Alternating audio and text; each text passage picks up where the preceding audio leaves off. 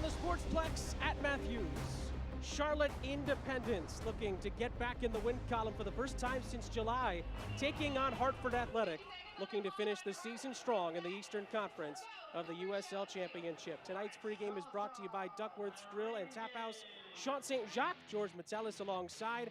George, let's take a look at the first meeting between these two sides. It finished 1-1.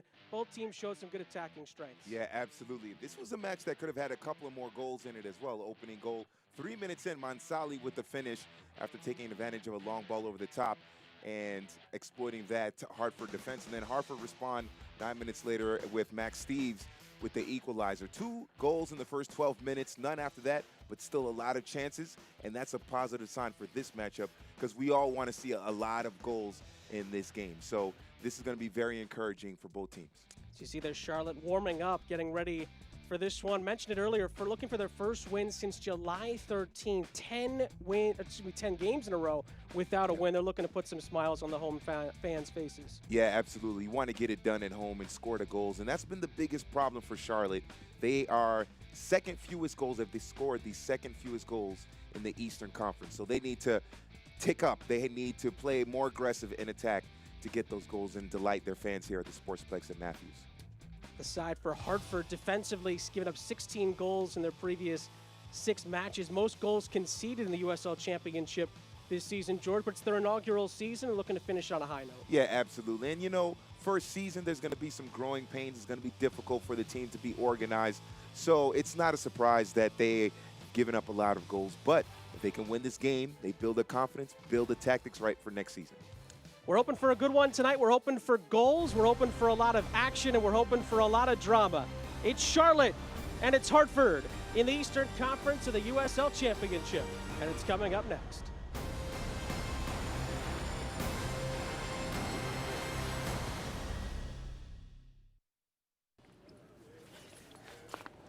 My card.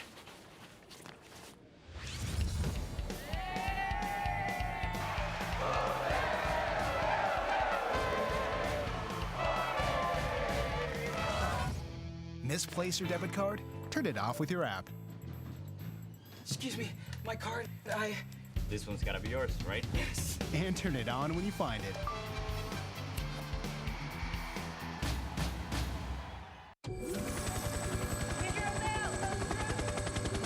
These are the hands of Novant Health. The hands saving lives. Taking control when it matters most.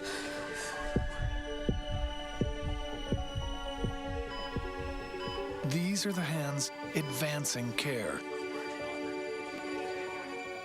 They're skillful, precise, and compassionate. It's gonna be okay from here. They're the hands giving you strength.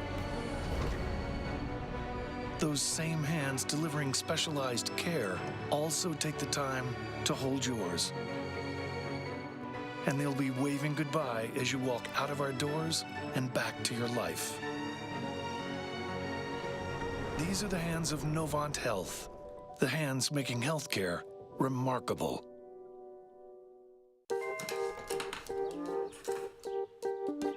Thanks. It's like a smart thing. What's the weather? Sunny. Perfect chicken eating weather. How'd you get in here? It's time for chicken. What's the traffic like? Rerouting you to chicken. Okay. Hey, Calzo, order pizza. Ordering chicken. No, pizza. Chicken. Okay, chicken it is. Chick-fil-A nuggets make dinner delightful.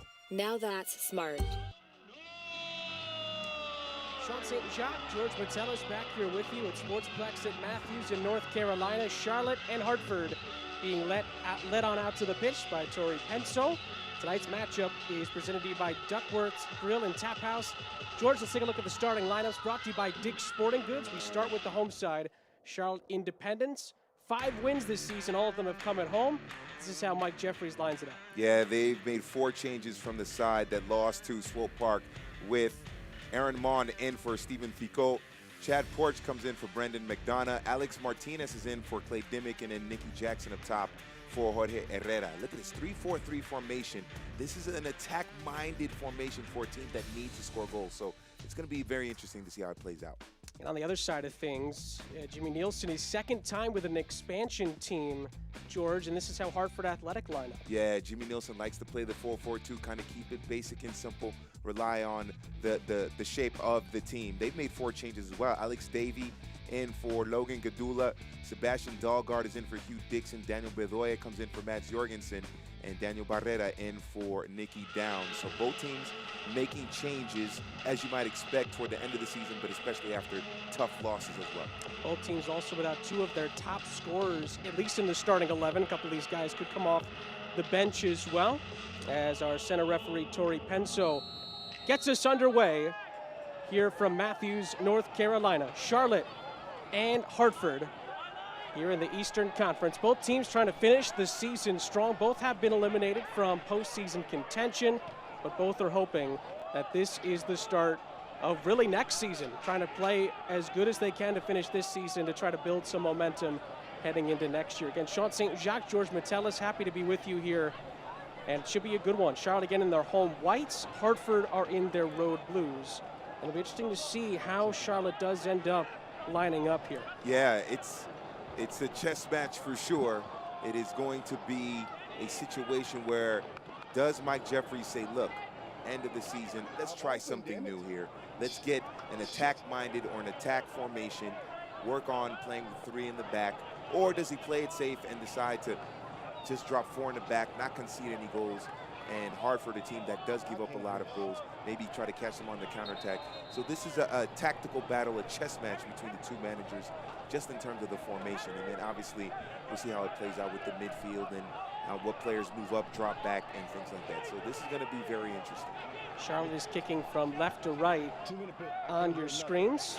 And coming off a 3-0 loss to Swope Park Rangers. Again, Charlotte, we mentioned it at the top.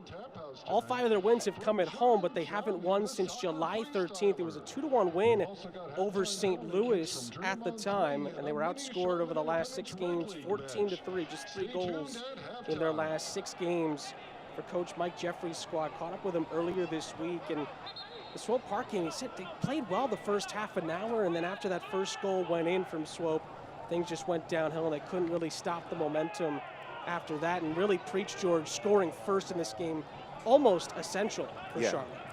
The mentality of a team, especially that have had struggles when it comes to losing games, is they get down and then, oh, here we go again, and then the level of play drops, and then they give up another goal, and then it just adds to the negativity. So getting a lead, especially at home early, just helps with the positive mentality, that kind of attitude of, hey, we can win this game.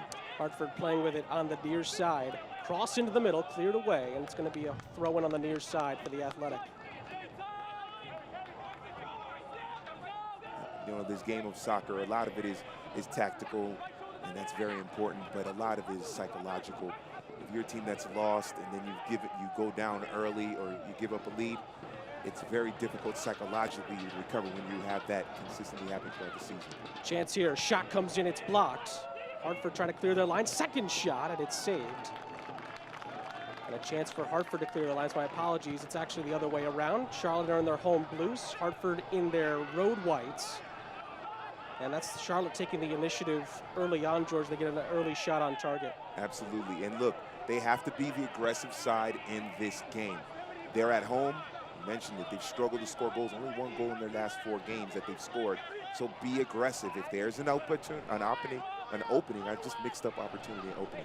If there's an opening there, especially outside the box, take the shot. There's no need to be tentative. There's a need to be aggressive going forward. Just try to pepper the goal of Casey Cropper as much as possible if you're a player from Charlotte. Chance here, Nicky Jackson, his first major touch on it on the near side for Charlotte. And for teammates to aim at centrally. Bocanegra, far side, 1 touch into the box. Chance for the shot, great save. It was Cody Cropper, and it's a free kick going Hartford's way. Again, Charlotte creating a great opportunity on the far side. But in the end, a free kick goes the other way. How about that 1 touch inside by Sabella, or to get the ball to Sabella. Bocanegra playing it out wide. Smooth little 1-touch pass there by Alex Martinez. Sabella moving into space without the ball, and he gets the shot on frame, the shot on target. Well done by Charlotte moving the ball from side to side. That started on the left with Nikki Jackson chasing it down, and then playing it all the way out wide to the right, rotating and circulating it to the other side.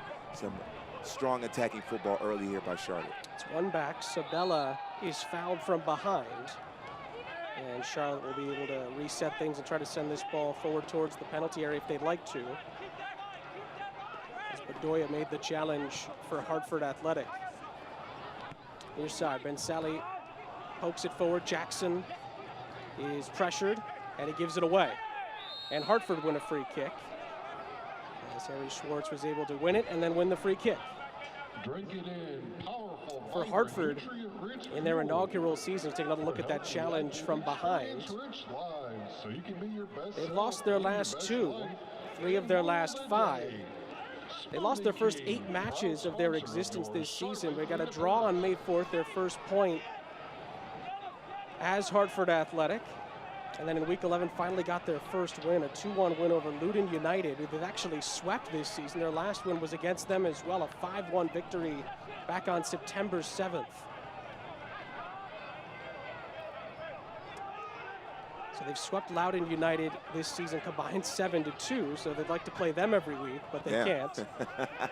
And now they're trying to come on the road and do what Charlotte's not been able to do this season. That's win on the road this season, but Charlotte with 5 home wins, hoping to make it 6 tonight as it's ping-ponged around centrally.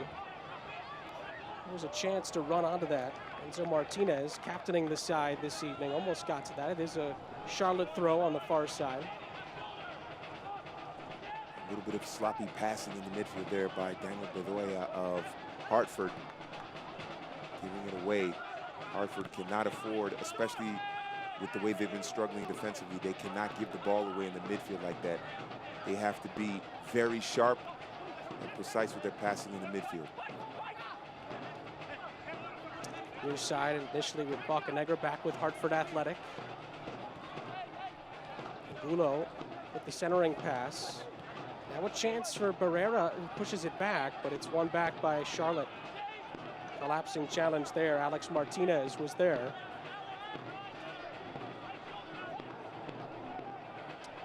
Porch on the far side was hoping to get somebody freed over there. It's back with Hartford Athletic. Chance to move this forward.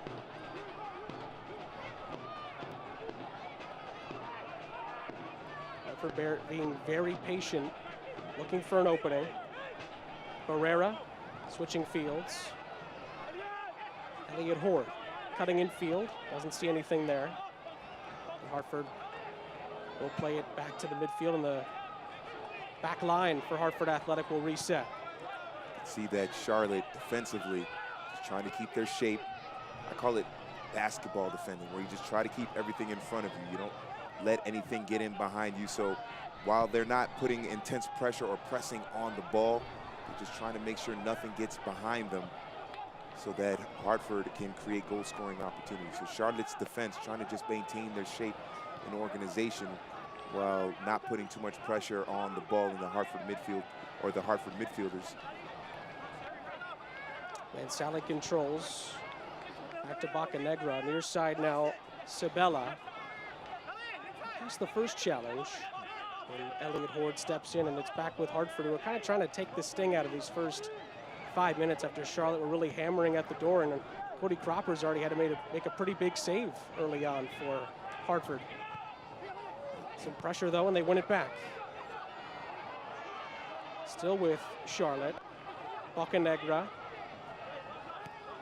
Well done by Charlotte. Put the press on the goalkeeper, see if he's comfortable with the ball at his feet. He wasn't. They turned it over. Now they have the possession back. Mansally out wide from Jackson. Back post chance, flicked away. And a big challenge on the back line. Raymond Lee was able to get ahead to that. And Alex Martinez could have had a tap in. Another chance here, just outside the penalty area, and it is a free kick for Charlotte. And once again, Charlotte is mixing it up a little bit. When Hartford get into the attacking half, Charlotte drops back, maintains their shape. But when Hartford and the goalkeeper or the back line, any of the players in the back line have the ball, they're pressing him, getting on top of them, trying to turn the ball over.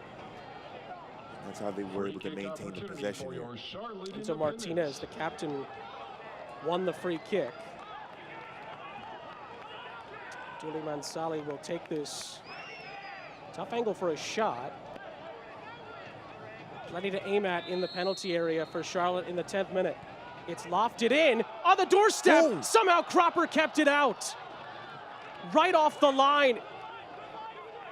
And Hartford survive again. It's a throw-in for Charlotte on the near side. Looked like Nikki Jackson was the one that got a boot to it. Right there on the goal line. And a massive save by Casey Cropper. That ball from that angle able to filter through all those bodies and get to the far post. Now Hartford have it back. The pass was picked off initially by Schwartz. Here he comes again with it for Hartford. Near side, not much up to help for Barrera. Cross took a hit. It is off Mansali, and it was handled by Mansali. It's a free kick just outside the penalty area now for Hartford at the other end. Yeah, Mansali actually bailing out the Hartford attack because Hartford were outnumbered. Charlotte able to get the numbers back. It was a 3-on-6, 3-on-5 situation. Have a look at the chance here, and Cropper, What a save. very alert to keep that out. But if you're Jimmy Nielsen, the coach, the manager of Hartford, you're going, all those bodies in the area, how did that ball get to the far post and Jackson for them to have a touch onto it? There were 4 players right there for Hartford on the line. That shouldn't happen if you're the Hartford defense. It's a little bit of a better angle for Hartford's free kick. Ryan Williams is over this for Hartford Athletic. See the player right at the near post there trying to block the view of Brandon Miller. Maybe Williams can swerve it there. He moves away. Because he was offside, yeah. Williams at the back post, and Mansali was there, chested out of play, and it's a corner kick for Hartford. Trying to see who it was that was. It is a Chick-fil-A corner. First of the night.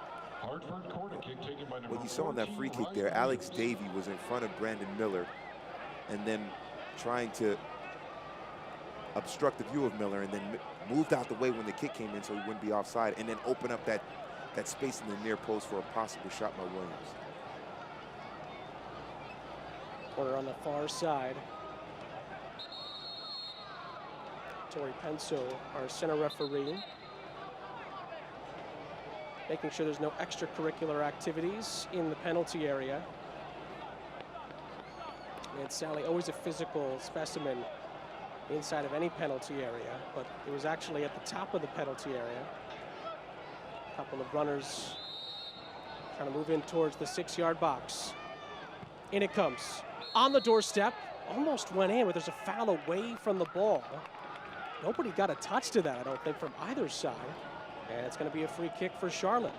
Looked like Aaron Mond and Sem DeVitt were pulling at each other's shirt right before the corner kick swerved in. So eventually one of them would get whistled for the foul. There looked like DeVitt was the one that got whistled for the foul. And those were the two that got the talking to from Tori Penso right before the free kick was taken. She had it from the beginning. So Brandon Miller boots it downfield for Charlotte, and it's a free kick for Charlotte Independence. Just on the Hartford side of midfield, and a chance to maybe push some numbers forward here. And Sally down the left side. It's been very effective going forward in attack. Lots of touches for him. They get it to him. And the ball was handled, man. Sally maybe bailed out there a little bit. The touch wasn't great, but Danny Barrera handles it. And another free kick for Charlotte Independence. There's the verbal warning for Barrera. The next one is going to be a card. And it's good to have the referee give the verbal warnings first before they start pulling out the cards. So that's good management of the game so far from the referee in that respect, Tori Penso. Martinez and Mansali are over this. It's going to be Enzo Martinez who floats it. Really good chance, headed back towards the edge of the 18-yard box and flicked out of there. Mansali recontrols for Charlotte. Always close, because if that ball gets through, Kevin George is right there on that back post, the far post, to just basically either take the shot or square it back into the middle for one of his teammates. Good run to get through 2 defenders there by Schwartz. And it's a free kick for Hartford Athletic, who have been under some pressure over the last couple. Get all the latest Independence gear now at shopcharlotteindependence.com. Charlotte's had a good start to this game so far. George, a couple of opportunities for Hartford as well, but I think Mike Jeffries has got to feel pretty good about the first 15 minutes. Oh, absolutely. And when you consider that Casey Cropper's made 2 big-time saves already, we could be looking at 2-0 for Charlotte early, so the goalkeeper bailing them out. Could have to again here. Jackson making the run into the penalty area. Lovely cutback. He goes down in the box. Nothing given. Oh, Jackson has to stay on his feet there. You can't draw the penalty in that situation. He made a great move there. Brilliant footwork. Stay on your feet. But he goes down, and he doesn't get the call to go his way, and he lost an opportunity to get a shot on target. It was all out in front of him if he had stayed on his feet, to your point. Yep. And in the end, it ends up being booted downfield by Cropper. And this is something that as a fan of soccer, of the beautiful game, it's so frustrating.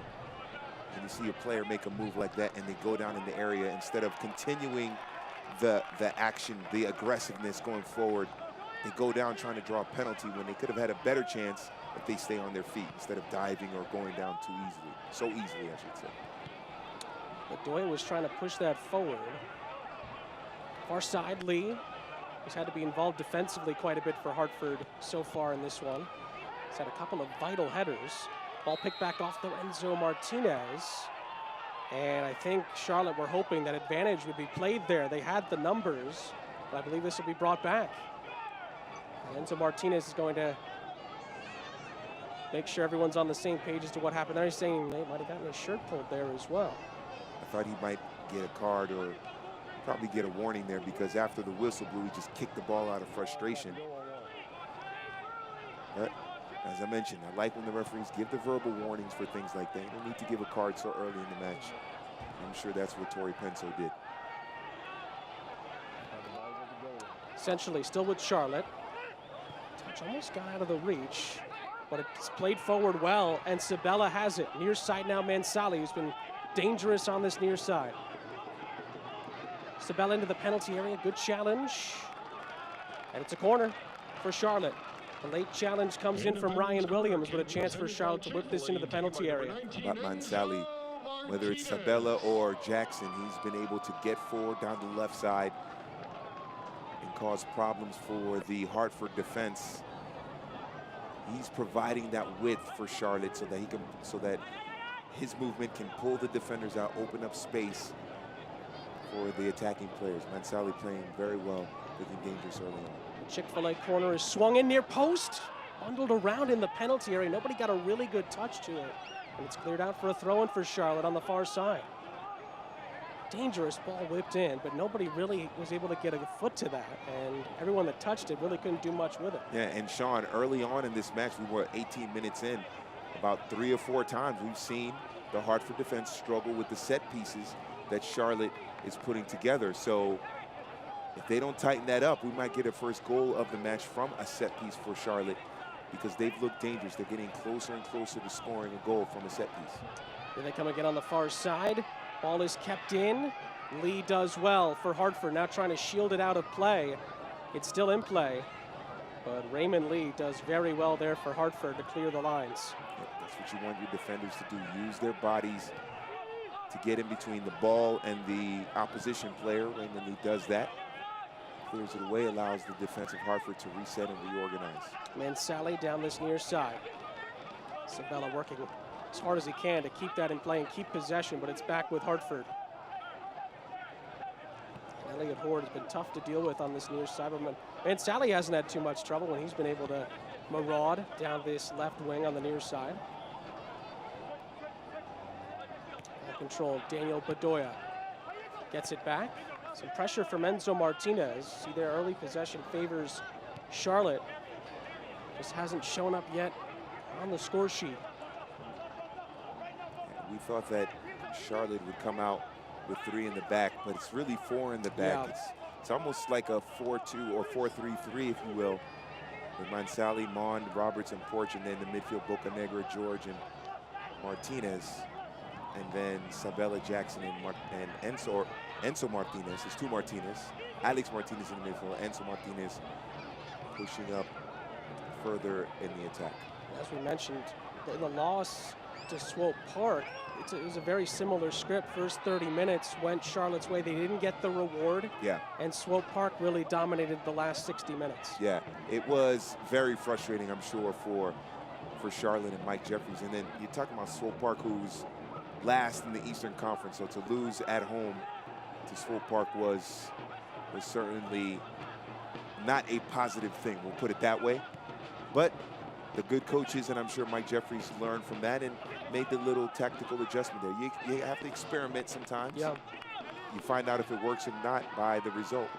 Play continues here. Hartford, I think, thought there was a whistle. It just came in. Cropper somehow kept that out again, even though play had been long blown dead.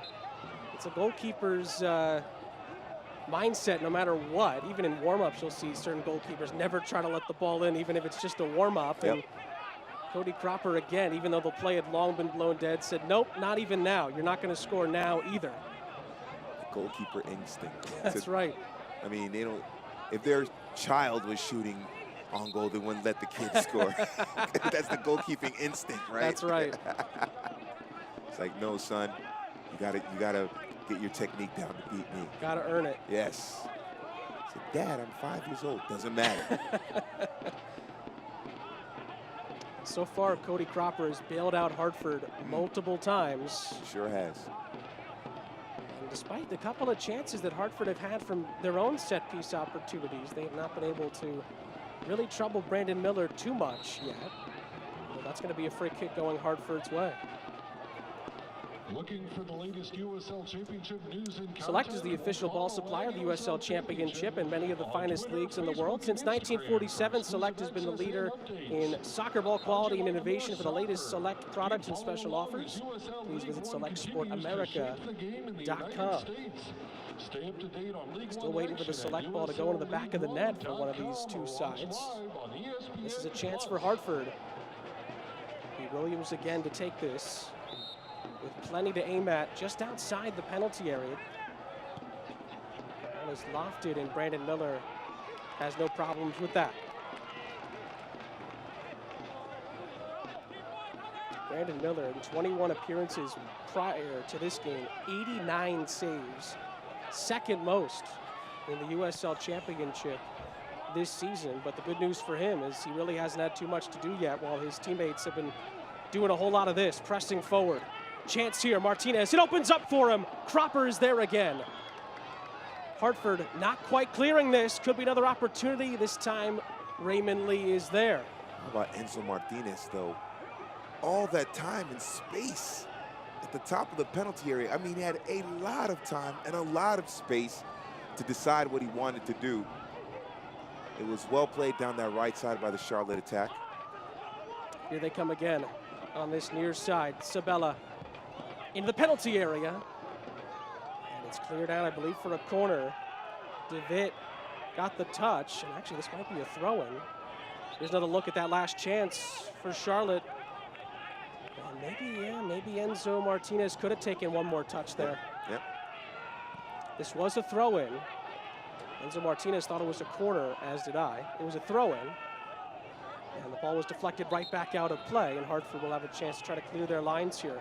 When you see that last chance there by Enzo Martinez, first of all, great pass by Alex Martinez to get it to him, to realize that he was in that space. But with Porch overlapping on that right side with Alex Martinez, that certainly caught the attention of the defenders, and I wonder if they were more concerned with Porch making that run down that right side, and that opened up that space there for Enzo Martinez to take that shot. That's why even without the ball, if you have players moving into space, it is effective in the attack, because it does make the defenders think of where they need to go, who they're supposed to mark, and in that situation opens up a space for Enzo Martinez to take a shot. Back with Charlotte. Sally, who switched fields initially. It was Bocanegra controlling it in the middle of the park. And now Charlotte will try to calmly play it out of the back and build from there. Hugh Roberts pushing it forward. Bocanegra. Now a chance to move forward here. Alex Martinez looking for Enzo Martinez. Still Enzo Martinez here. Dribbling through a couple defenders. And it's picked off. Good challenge there, but not quite cleared. Charlotte get it back. Hartford getting the numbers back there defensively, just clogging up the middle. Enzo Martinez couldn't get a clean pass. One of his teammates. There was one back, outletted by Barrera.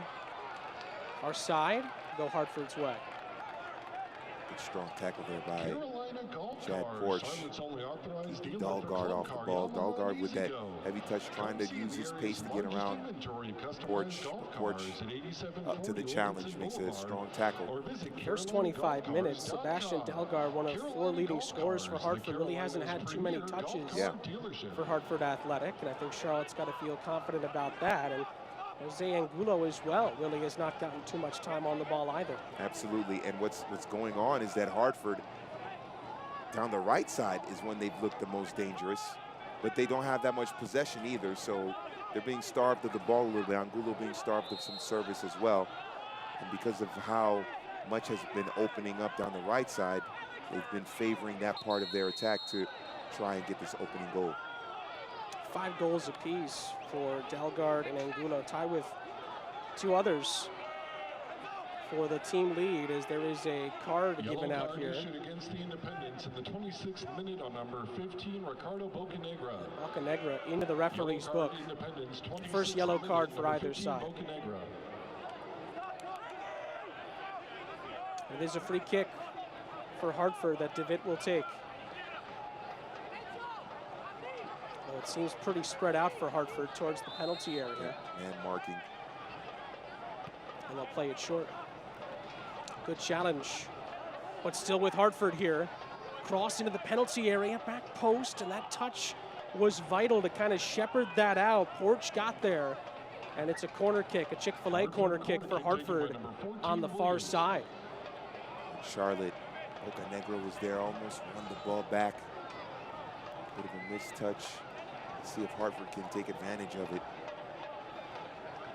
This has really been when Hartford has been at its most dangerous so far. Set pieces. And when they created their opportunities, Brandon Miller is trying to navigate through all the bodies in the penalty area. In it comes. Headed away onto the near side. Chance maybe for Charlotte to counterattack if they hurry. It's Mansali using his speed on this near side.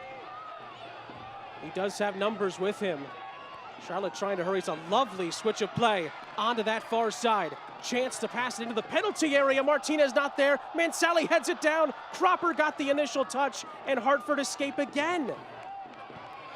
Great patience by Mansali. A lot of times you'll see a left back bombing down that left side, and they want to get rid of the ball quickly, but he holds the ball up, waiting for his teammates to get the numbers forward. Great switch to the right side of the attack for Alex Martinez. And unfortunately for Charlotte, they couldn't put that ball over the line into the back of the net. And Mansali had a chance. I don't know if he was heading it down or just it came at him so quick that he reacted. But still, it was an effective counterattack for Charlotte. They just couldn't get the goal. Barrera won a throw-in on the far side. Lee switches fields. DeWitt has plenty of space here to run into. He's going to line one up. Miller lost it, but it's out for a corner instead of into the back of the net. That ball dipped on Brandon Miller, and he is counting his lucky stars right now. It's a Chick-fil-A corner. Yeah, Brandon Miller just playing it safe and then getting down fundamentally. This ball sent in. Look, Alex Martinez trying to get it to Enzo Martinez. Yeah, that swerve, and then it hit the ground right before it got to Miller. So Miller positioned his body just to play it safe. Did about as well as he could. It just almost turned out to be the worst for him there. This ball is swung in at the near post. It was flicked on towards goal. Both teams claiming it was lashed off the other. It's a goal kick. DeWitt with a fantastic swerving effort there. Very calm, composed strike. With just weeks remaining, the pressure is officially on. Tune into ESPN 3 on October 2nd as El Paso Locomotive look to secure one of the final playoff spots, while Fresno FC has its sights set on hosting some playoff games. It's Locomotive FC and the Foxes October 2nd.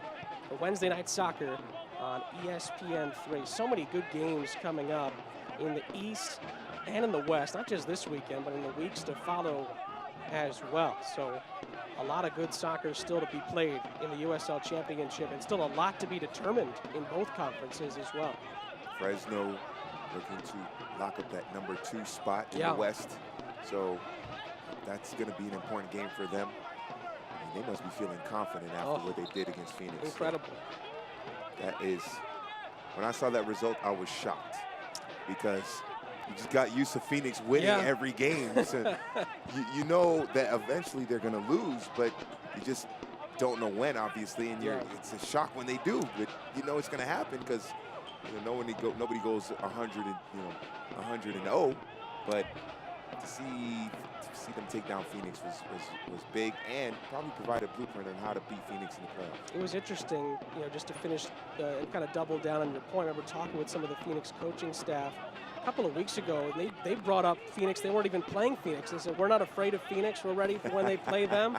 And lo and behold, they not only were ready, they ended up beating them. So kudos to them, and certainly the Foxes will be a team to watch in the playoffs. And like you said, George, we'll have to see what seed they end up getting. That's a big game. Again, October 2nd on ESPN3. I know I'll be trying to tune into that one as well. Let's hope that Phoenix is going to be the number 1 in the West. Yeah. Fresno get number 2 in the West, so they'll have to meet in the Western Conference Final. That would be sweet. Oh, mark that one down if it happens on your calendars. Meanwhile, Hartford trying to play this out of the back, and it is cleared up field just across the halfway line. And Sally got a touch to that initially, and it's back with Barrera for Hartford Athletic. Well, see, Sean, now we're in 2019. We have to, it's not mark your calendar, it's put the notification in your phone. So what am I talking about? Great point. I still got a calendar hanging on my wall, so I have to remind myself too. There you go. Your iPhone, your Samsung, make sure you put a notification in for sure. Or you like me, have a niece who doesn't forget anything, and just tell her. I digress. Meanwhile, it's kind of slowed down a little bit for Charlotte. Maybe over the last 5 minutes or so, Hartford have kind of tried to stop them in their tracks, trying to slow down the momentum that they built really for the first almost 20 minutes. And it's been a little bit more of this kind of play in the midfield as Charlotte trying to build another attack here. Ball played in behind, not a great touch from Martinez, and it's back with Hartford Athletic. Hartford, on a couple of occasions here, trying to slip Angulo through. Angulo is trying to find his way in between those 2 center backs, and then when there's a quick turnover, they regain possession and trying to slide it through to Angulo, try to get him behind that Charlotte backline, because look how high up they're playing, because they have most of the possession. So if Hartford can get a quick turnover, dispossess them in the midfield, and then try to slip Angulo through, he could have a one-on-one chance against Brandon Miller. Bocanegra and Jackson were trying to give each other a little give and go there. It's back with DeVitt for Hartford Athletic. Alex Davey as well. Lee pushing it forward, but it's out of play. Not the best of touches, and it's going to be a Charlotte throw-in on that far side. Yeah, it's been hard for Hartford to build up the attack, build up a possession, a spell of possession where they get 8 or 9 good passes. I'm not talking about passes between the center backs, but up the pitch, going forward. It's been difficult for them to do that. Enzo Martinez trying to play that ball in behind, a collision off the ball. It's going to be a Hartford free kick. As a couple of players off the ball collided, Williams and Martinez now in front of it, and Hartford will try again to clear their lines. Again, most of the play, like you said, George, has been in this area of the field, and a couple of times that Hartford have been able to leak out. They've created chances, but they've been few and far between so far for the roadside this evening. They've had good things going in attack when it's down the right side with Ward and Swartz going forward, but they haven't had enough of the possession where they could do that consistently. They're going to try to again here. That chest down low, a little miscommunication, dilly-dallying on the ball. Back with Charlotte as Alex Martinez was alive to it. Far side, lovely give and go. Enzo Martinez sends Nicky Jackson forward with it. Back to Enzo Martinez. Takes a good touch. It slides in perfectly. The shot is saved by Cropper again. Not quite cleared though. Chance to maybe push this back into the penalty area. Martinez lines it up and misses it wide. Another great spell of play for Charlotte, and that says it all. Enzo Martinez just didn't hit the target. Brilliant football here, brilliant soccer here by Charlotte. Nikki Jackson and Enzo Martinez. Great ball there by Sabella. Sabella trying to pass it into the net. Cropper, another massive save. But the interplay, that quick 1-2 between Jackson and Enzo Martinez on that right side of the Charlotte defense, or right side of the Charlotte attack was excellent. And they're finding those holes in that Hartford defense. Final home game for Charlotte is Saturday, October 19th against Ottawa Fury FC. There's still great seats available. Purchase your tickets now, www.charlotteindependence.com. And if you're Mike Jeffries, the coach of Charlotte, you're seeing how Martinez, Jackson, and Sabella, those three, how they're working together. They have that freedom of movement to go from one side to the other and find little spaces necessary. They've looked very cohesive in attack for Charlotte. They look like they have a very good understanding of where they need to be. You saw Jackson float out wide on the right. That opened up the middle for Enzo Martinez. So good awareness on the pitch for all three of those players. Here's Barrera for Hartford Athletic. Splits two defenders. And the challenge there pokes it away, and a chance for Charlotte to maneuver upfield. Just want to give one stat on Cody Cropper. It's his fourth start since coming to Hartford on loan. In those four previous starts, 25 saves and a 69% save success rate. That's the best on the team. And this is his fifth start now since coming over on loan. That's 25 saves over the last 4 games, 69% save success rate in those 4 previous games. It's already going up tonight. Yes, so quick math, that's what, about 6 saves per game? Yeah, just about, yeah. Just a little more than 6 saves per game. He's got what? He looks like he probably has 6 already in this game. I've lost count. Yeah.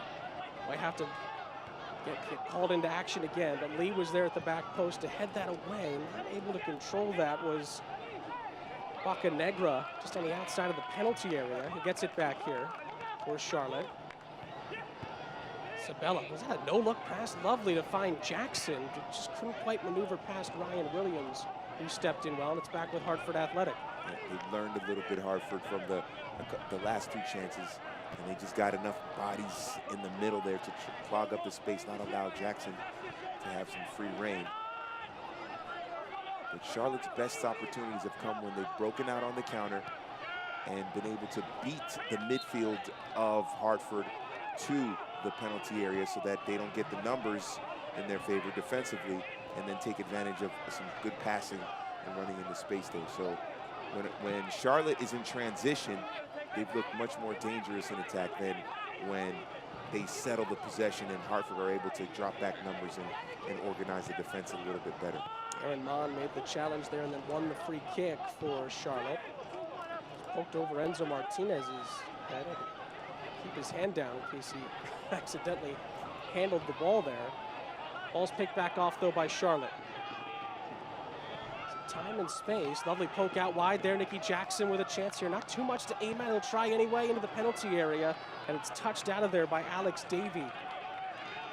Raymond Lee, the left back, was out of position, and Chad Porch did a great job of getting the ball to Jackson into space, and of course Jackson staying on side was crucial. But Raymond Lee, on a couple of occasions, the left back of Hartford, he either come inside too soon or he gets caught too high up trying to dispossess the ball, and he keeps leaving a lot of space behind him available. We'll see if Charlotte sees that. I'm sure Jimmy Nielsen sees that, or Mike Jeffrey sees that as well, and they try to exploit that going into the halftime for the rest of this first half and into the second half. Raymond Lee, he's playing with fire a little bit with how he's positioning himself, trying to win the ball back and going forward.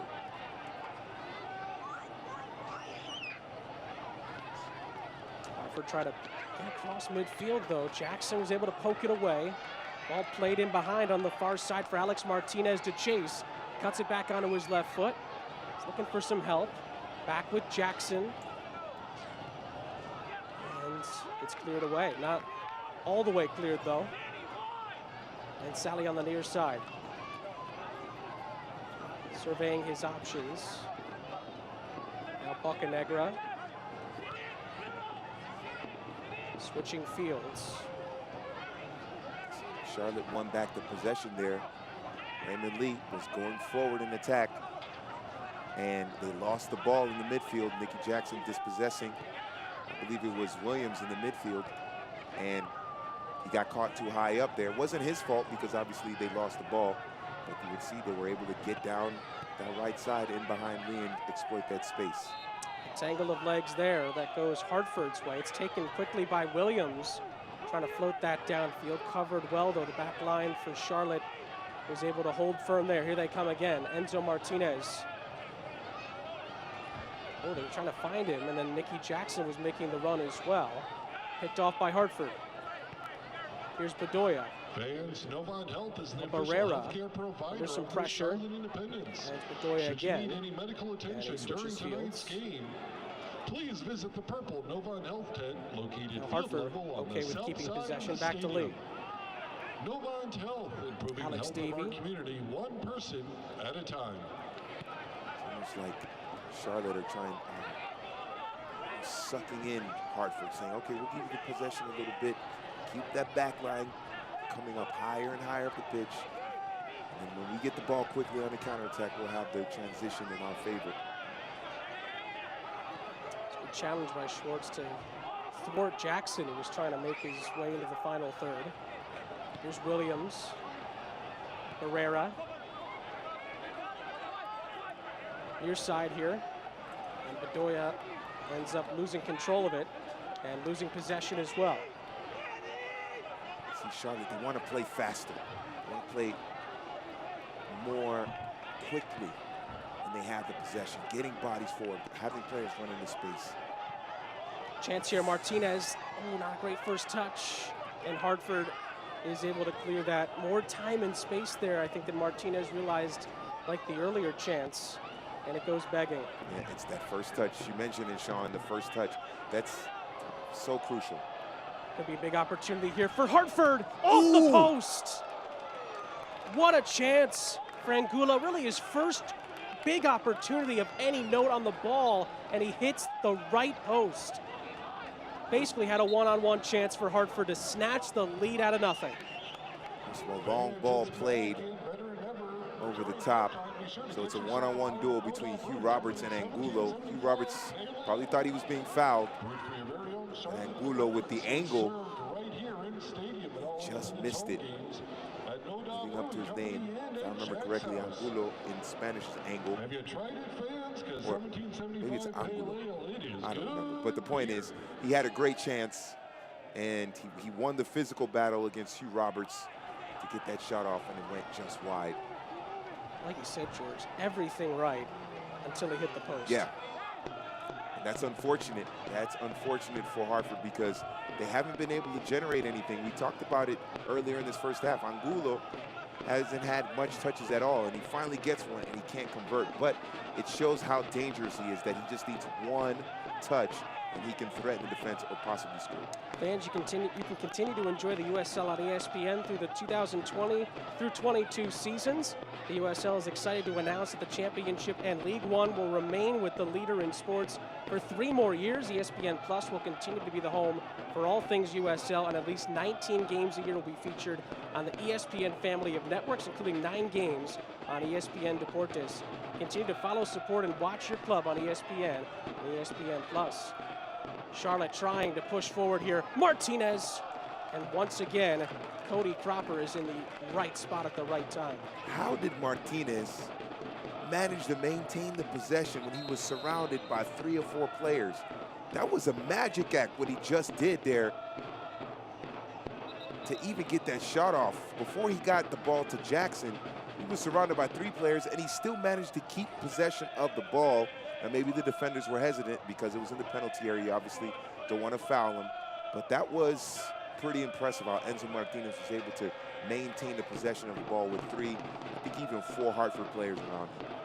Boy, how many chances has Enzo Martinez had just by himself in this first half for Charlotte? Yet to capitalize as of yet. I believe just rough count, at least 4. Has Probably to be. about 4. 4 really good chances Yeah. for sure. And like you said, just to keep the possession in the final third there was impressive enough. Just could not quite find the back of the net. Cody Cropper's been one of the stars in this first half for either side. Hartford's goalkeeper has kept them in this, and not that Brandon Miller just hasn't had nearly enough opportunities to show what he can do. As we mentioned earlier, one of the top save men in the USL Championship. But it's been Jimmy Nielsen's keeper that's been the star so far because of how many chances he's had to keep out of his net, including that one right on the goal line inside 10 minutes. Well, Jimmy Nielsen knows a thing or two about goalkeeping from his professional career with Sporting Kansas City and MLS in his MLS days. So I'm sure he gave Cropper some good tips, some good advice, some good coaching there. But for Hartford, it's concerning because eventually one of those shots is going to go in. That's the other thing. The last couple have been right at Cropper as well. They've not been able to find the space. And if you're Charlotte, you have to be worried too, because we've seen this time and time again in football matches and soccer matches all over the world. You have a goalkeeper who's performing well, and then the other team is not getting that many chances. They get their one chance, they score, and then they lose. The team that's been the better attacking side doesn't win. We're into 2 minutes of stoppage time, brought to you by Jack's House. Still 0-0 at this point between Charlotte and Hartford. Both teams could really use the win. Again, Charlotte, pardon me, is trying to get their first win since July 13th, and Hartford is trying to end a losing streak of their own. So both teams playing like that as well. Brandon Miller will clear the lines for Charlotte. Charlotte have to be frustrated now. Obviously, Cropper has had a lot to do with that, the Hartford goalkeeper. They've had plenty of chances. They've looked very skillful in their link-up play and their passing, especially between Sabella Jackson and Enzo Martinez. No results. At least if this holds up, they won't have any fruits of that great attacking play in the first half. But it's encouraging for them in the second half. They have to finish those chances come the second half. So one more chance maybe for Hartford if they can push this forward. The answer is no, and we head to the half.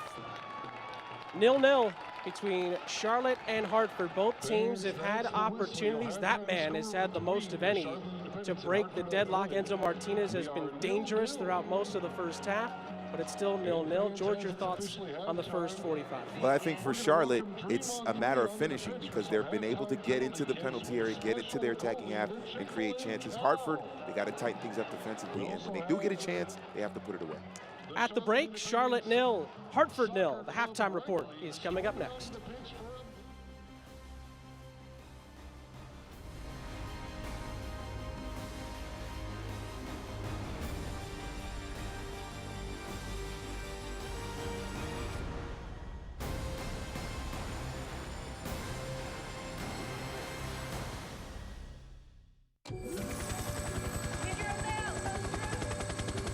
These are the hands of Novant Health. The hands saving lives. Taking control when it matters most.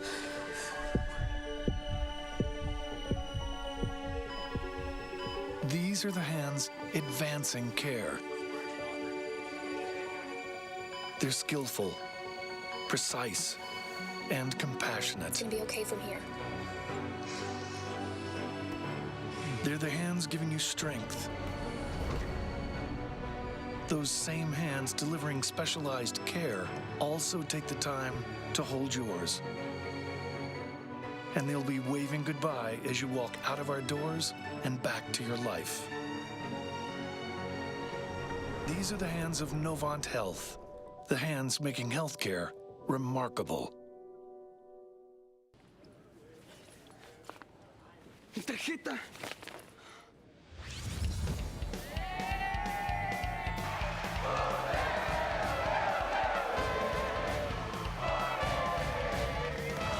¿No encuentras tu tarjeta de débito? Desactívala con tu app. Disculpa, estoy buscando mi tarjeta. Esta es la tuya, ¿cierto? Sí. Y cuando la encuentres, vuélvela a activar.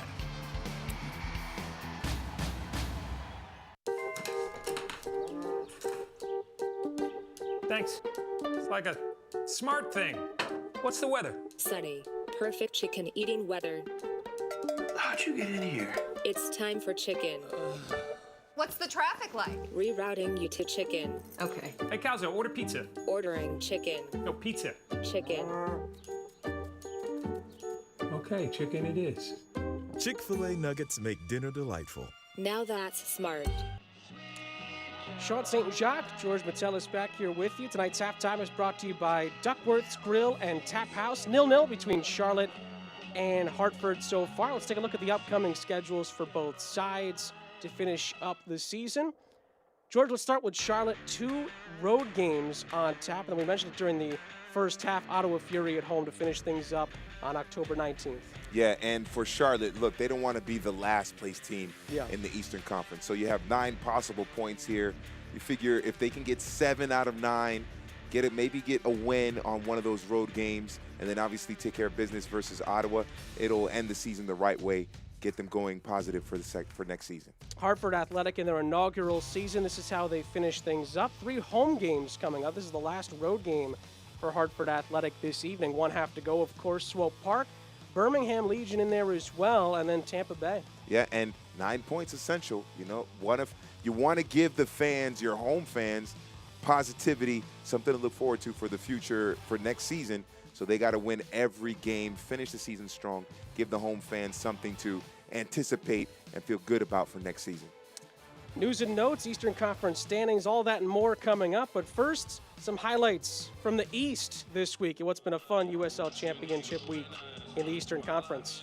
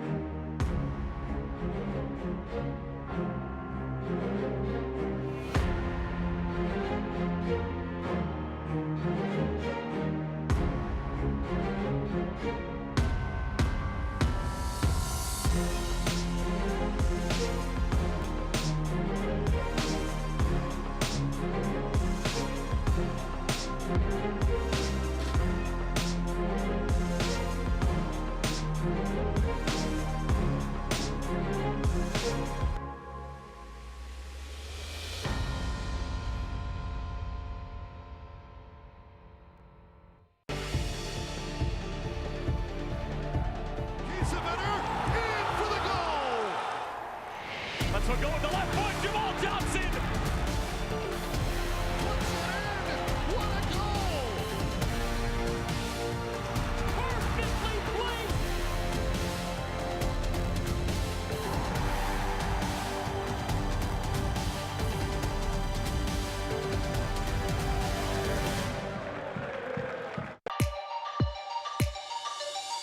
To splice this New York defense with a Early effort, that's incredible! What a goal by Knight! Johnson, though, going to hurry things up. Tenorio giving a blast! Goal! Clever will take a shot. He fires it home for a classic. Cicerone to the back post, sliding it in! What a start for St. Louis! Tyler Blackwood. Wharton and Asprilla in it as well. Williamson strikes and puts it in, a fourth for T2 on a beautiful strike. Asante saved by Cochran. And a save by Morton. Through and a diving stop. Punched away by Laurel. Follow. Can't save Laurel. And this. It's a hammer. Oh, that's an important intervention by Logan Ketterer.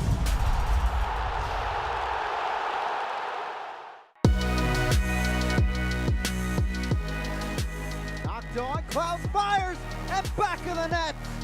Paul Klaus. Final here. Ball swept in. Headed on, up and in, and just like that, Toronto answers. Ball played forward up the side. Moon trying to drop it back. Tries the left-footed shot and finds the back of the net. Nick Moon in stoppage time in the first half, breaking the deadlock. Rayo now for Rodriguez, going for that top corner. What a save by Silvestre. Through the midfield for Richmond. Calls for Wheeler Avenue, and a shot saved by Fitzgerald. Still around the box for Chattanooga. The shot by Caparelli's pushed aside by Herrera. Austin Amer.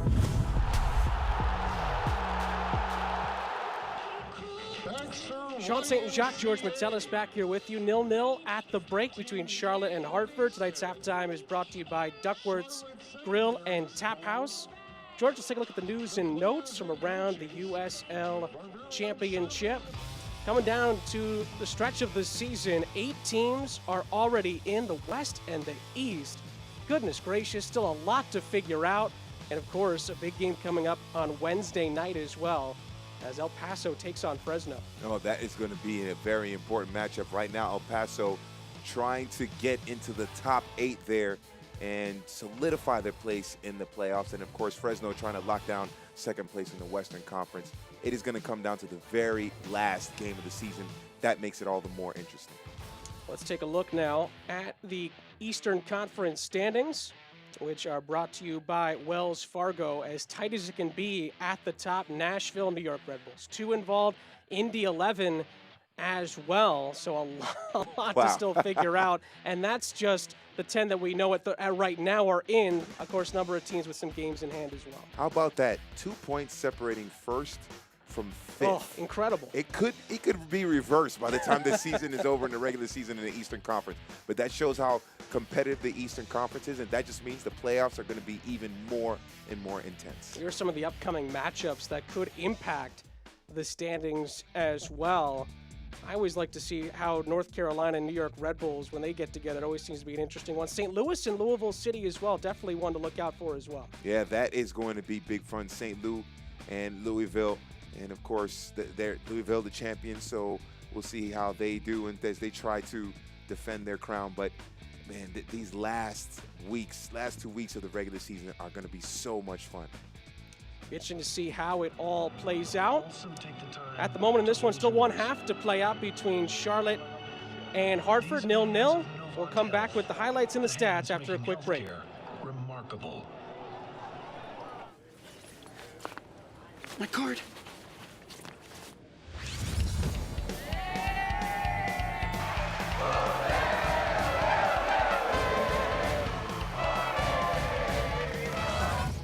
Misplace your debit card? Turn it off with your app. Excuse me, my card. This one's gotta be yours, right? Yes. And turn it on when you find it.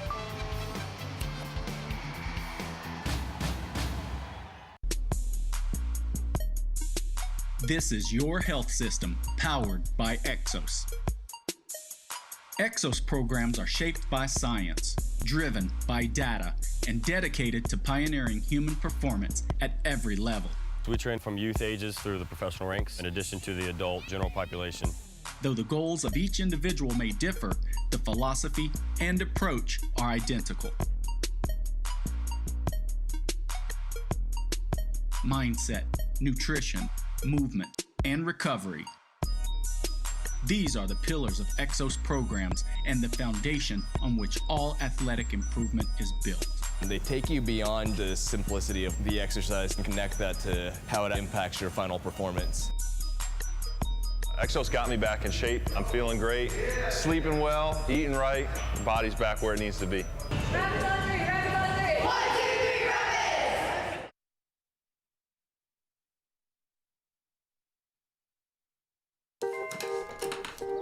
2, 3, rapids! Thanks. It's like a smart thing. What's the weather? Sunny. Perfect chicken eating weather. How'd you get in here? It's time for chicken. What's the traffic like? Rerouting you to chicken. Okay. Hey, Calzo, order pizza. Ordering chicken. No, pizza. Chicken. Okay, chicken it is. Chick-fil-A nuggets make dinner delightful. Now that's smart. Sean St. Jacques, George Martinez back here with you. Tonight's halftime report is brought to you by Duckworth's Grill and Tap House. Let's take a look at the first half highlights between Charlotte and Hartford.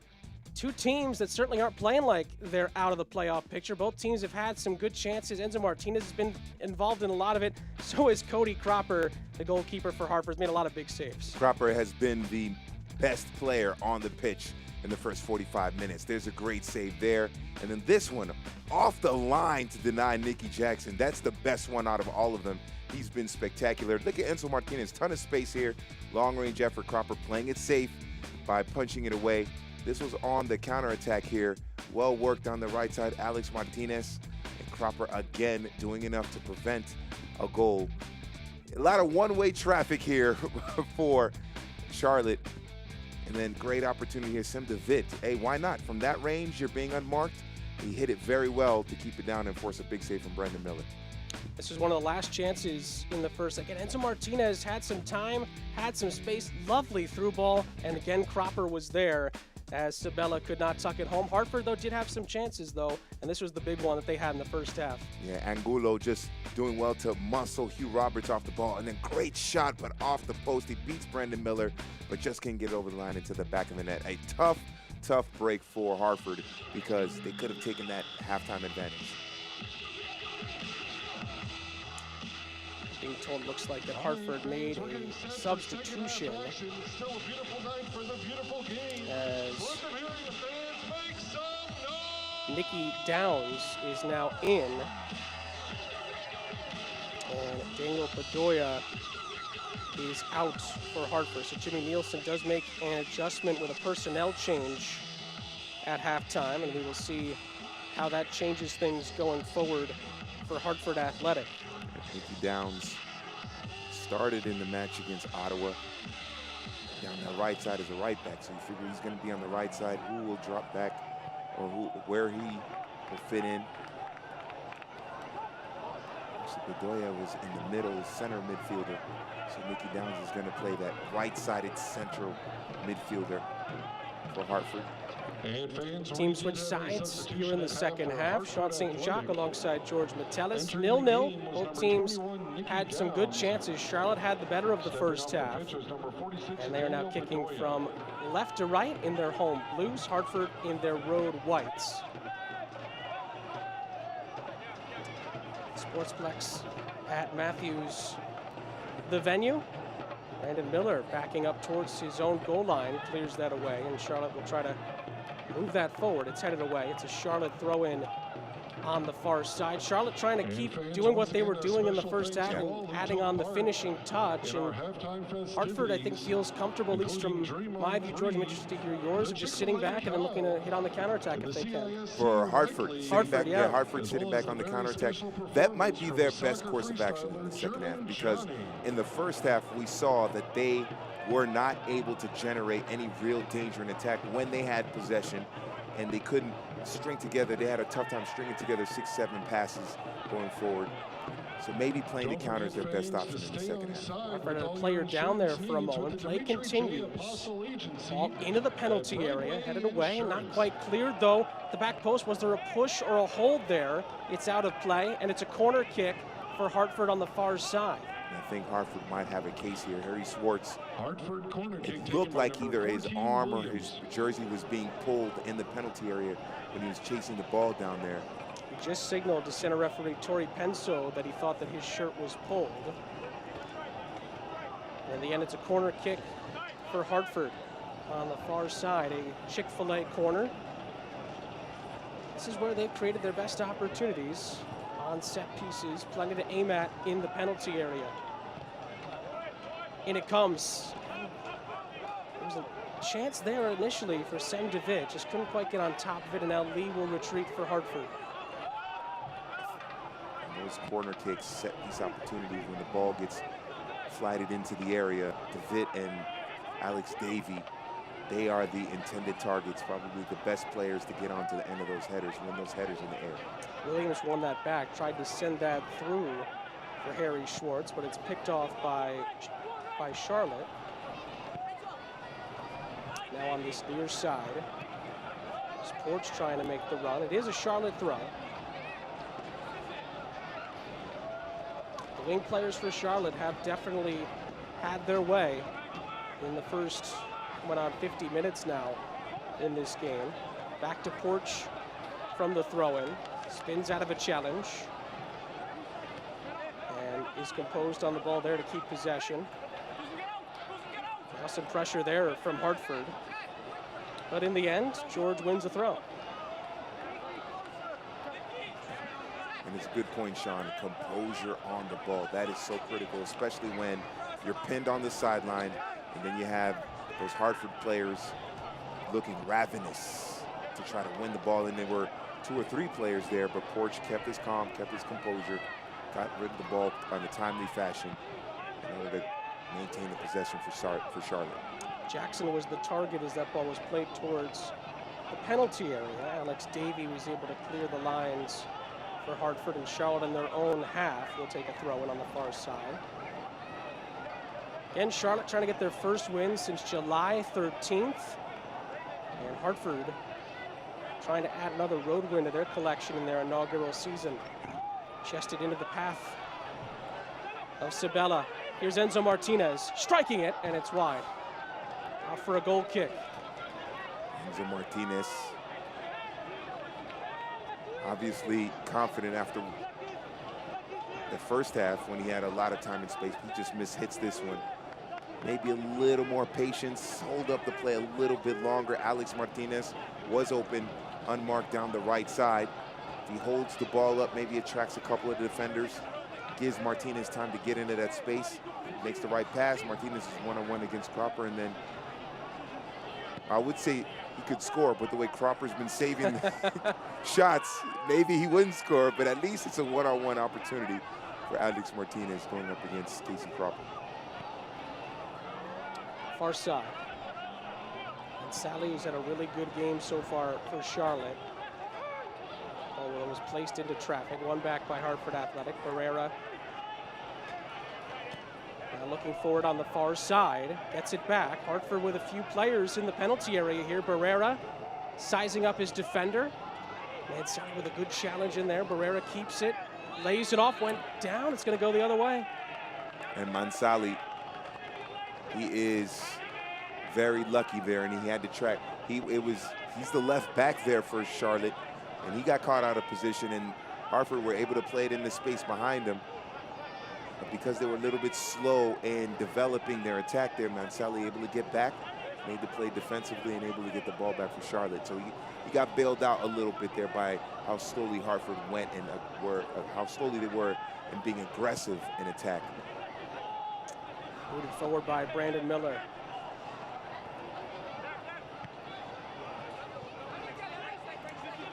Near side for Charlotte.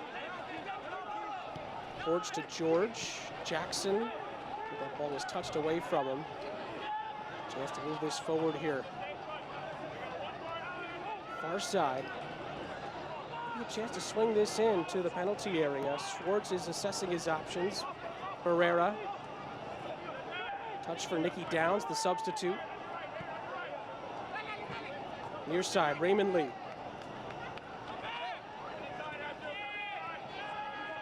Shepherds it on for Williams.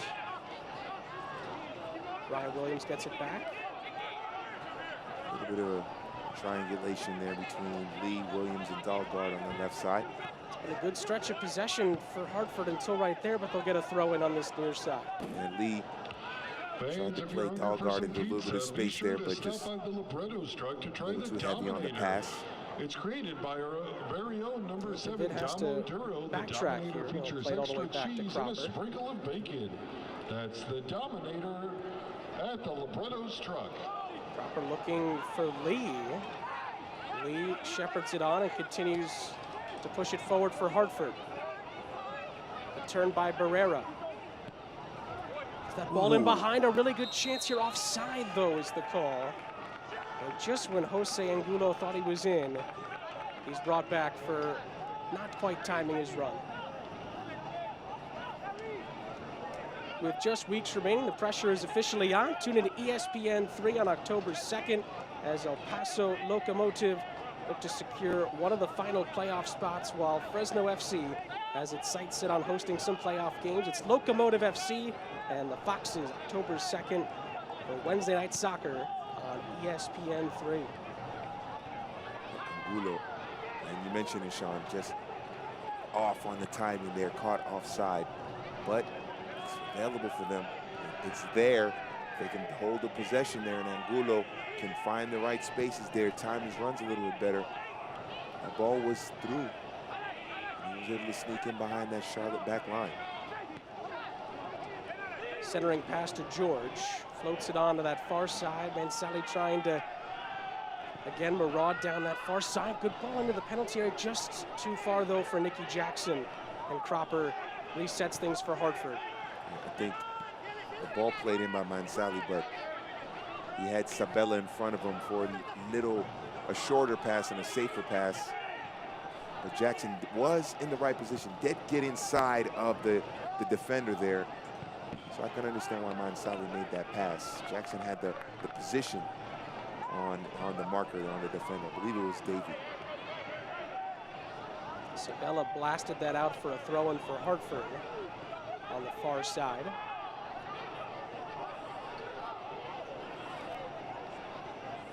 They play to find some space there. Hartford will find their way back towards the halfway line. It was Downs initially, now it's Lee on this near side. His touch eludes him there, but finds a way past the defender with a brilliant little move there. Williams, Dahlgaard, challenge in from behind. It is a free kick for Hartford, and George with a late challenge there. And it was from behind as well. That could be a yellow card offense.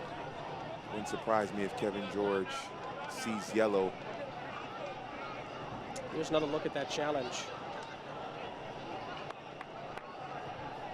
Comes in from behind, he's late.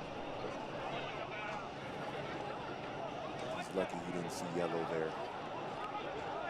But that's credit to Hartford, the way they were been able to, now with Lee going forward down that left side, Lee, Williams, and Dahlgaard getting more touches, getting more involved, trying to bait that Charlotte midfield into coming closer to them, attracting that attention so that some space can open up for an Angulo or Barrera if they run into that area. So some clever football there between those three on the left side of the Hartford attack.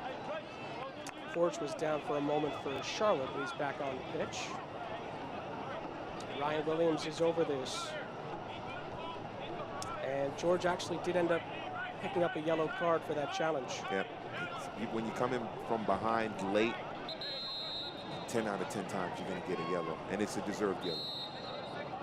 Free kick now for Hartford as they try to make it count. Swung in back post, headed out of danger initially, but Martinez's clearance puts it right back towards the penalty area. Another good header out, but it only goes as far as Ryan Williams. In the 56th minute. on this near side. Some pressure. Dalgard trying to make something happen, and his touch is too strong, and it's out for a goal kick. We have just not seen as much as I think Coach Nielsen would have liked out of Sebastian Dalgard so far. Just hasn't had too many opportunities on the ball. Yep, that's been the major issue for Dalgard, is just not many opportunities. Charlotte, most of the possession. Hartford has been struggling just to get the ball to his side of the pitch, so he hasn't been able to be as effective as Jimmy Nielsen would like. Looks like Porch went down again. But to finish the part on Dalgard, they're starting to play the ball more on the left side, so they want to get him involved. They're making an effort, a concerted effort to get him more touches down that left side, him and Raymond Lee. So while in the first half, very little influence on the game and attack for Hartford, I think in the second half they realized he's a player that could affect the game positively for Hartford, so they're trying to get him more touches down the left side. Now, whether it leads to a goal-scoring chance, we have to find out. That's the big question. We'll see if Charlotte decides to make a change here. Clay Dimmick, you see on your screen there, number 17 in blue, looks to be the man that will likely come on, and there's the confirmation of the change right there. So Porch, who went down a couple of times over the last couple of minutes, will be replaced. Clay Dimmick will get his first minutes tonight for Charlotte. Is number 17, Clay Dimmick. Dimmick started in the game against Swope Park, that right back position. Both teams now have used one change to this point. George heads it forward for Charlotte. Hartford thought that might have been handled by Jackson. Play continues here. Chance to put that into the penalty area. Jackson was lurking, still not cleared. Sabella tries to keep that in on the far side. A battle for it, and it's cleared by Hartford. And now that is handled. Mansalli's header down, hits the arm of Barrera, and it is a free kick for Charlotte. That ball out wide to the left for Sabella. All that space. Tried to squeeze it in for Jackson. Enzo Martinez was there. So that's been a problem for Hartford in this game, that sometimes they get caught too high up the pitch, transition, they lose the ball, lose the marker, and then Charlotte players running into space. Danny Barrera was booked for handling the ball on that last sequence.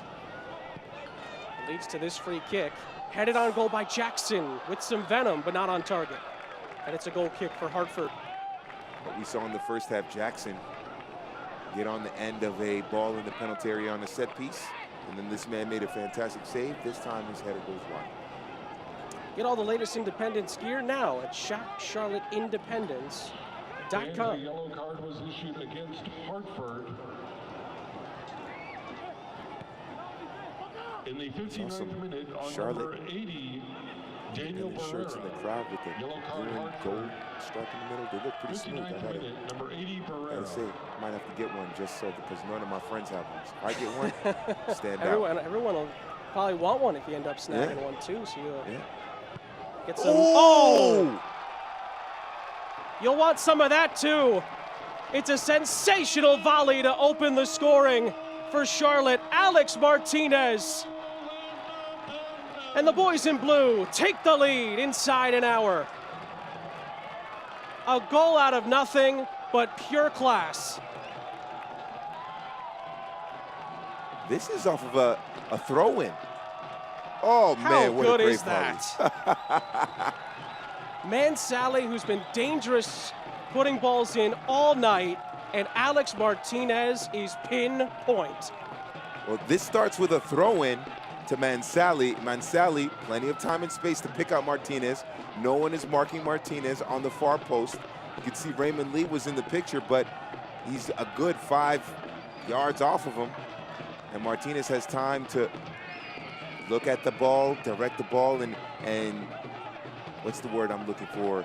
Coordinate or get that shot on target there. Calibrate his shot, that's the word I'm looking for. And set up the technique for a brilliant finish. A tremendous goal and well-deserved. Charlotte have been the better attacking team in this match. They get their reward, and Mike Jeffries has got to feel really good about breaking the deadlock. Last 4 times that Charlotte have scored first, they are 3-1. Last 4 times they haven't scored first, they're 0-4. So that was a big first goal, statistically at least, for Charlotte. And we'll see how they react from there. And on top of that, I'm just throwing this out there, but USL Championship might have a goal of the week candidate in that strike. Sure would. That is a great strike by Alex Martinez, but it's created by loose defending by Hartford, loose marking by Hartford. You can't leave Mansally with all that space, and you can't leave Martinez with all that space. They're going to score a tremendous goal. And in the first half, we talked about the psyche of Charlotte. When they go down, because of the troubles they've had this season, when they go down, oh, here we go again, and it affects their play. But when they're up and they take that lead, they play more confidently. So that's a big goal just for the psyche of the team. Well, we thought it might have been Enzo Martinez in the first half. It ends up being Alex Martinez who breaks the scoring for the Charlotte Independents. And again, it's a goal that is worth breaking the tie. It was a sensational volley.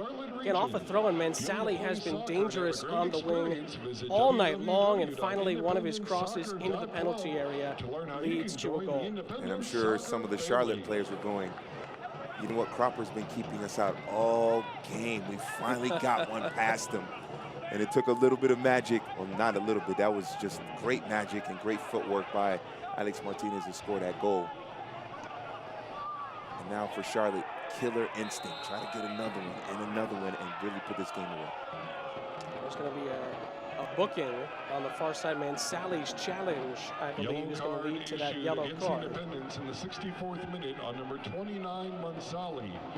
Yellow card, Independence, 64th minute, 29, Mansally. Third player to be booked for Charlotte. Here's another look at the challenge. As Nikki Downs ends up drawing the foul. Sliding tackle. Using both legs to chop down Nikki Downs there. Play it safe, give him the yellow card.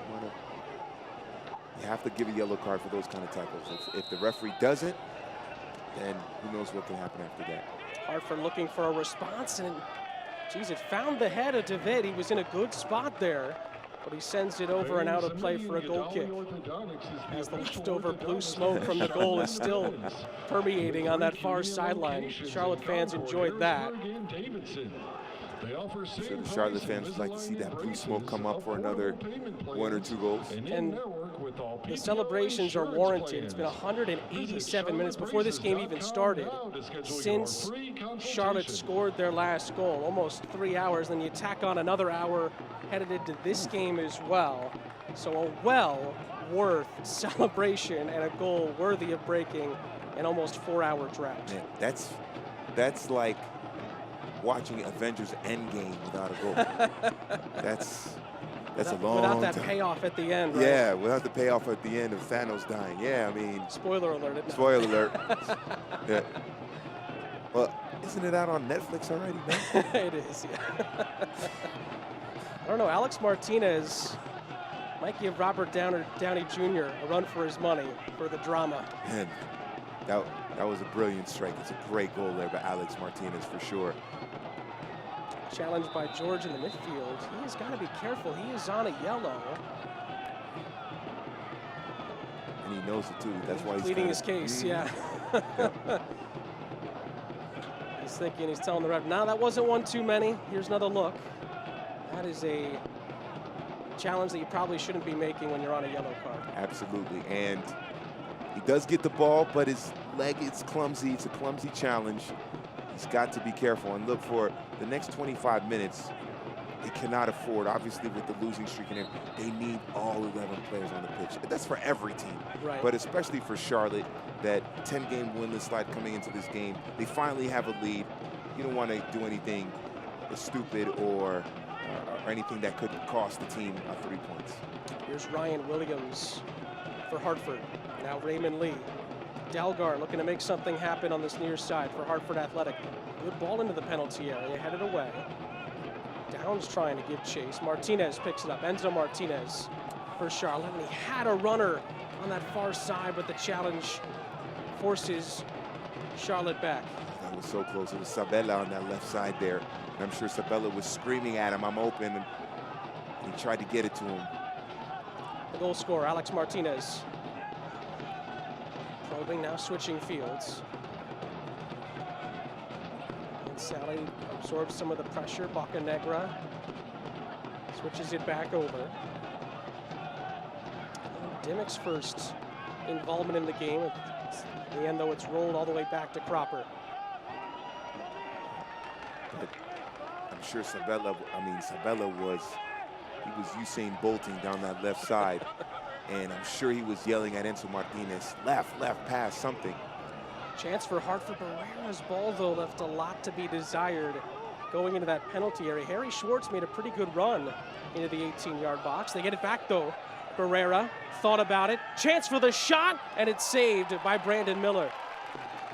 Nicky Downs let fly, and Miller, who hasn't been tested a whole lot, makes the save. That's one of the tougher parts sometimes for a goalkeeper when you haven't been tested a while in the game. Are you ready?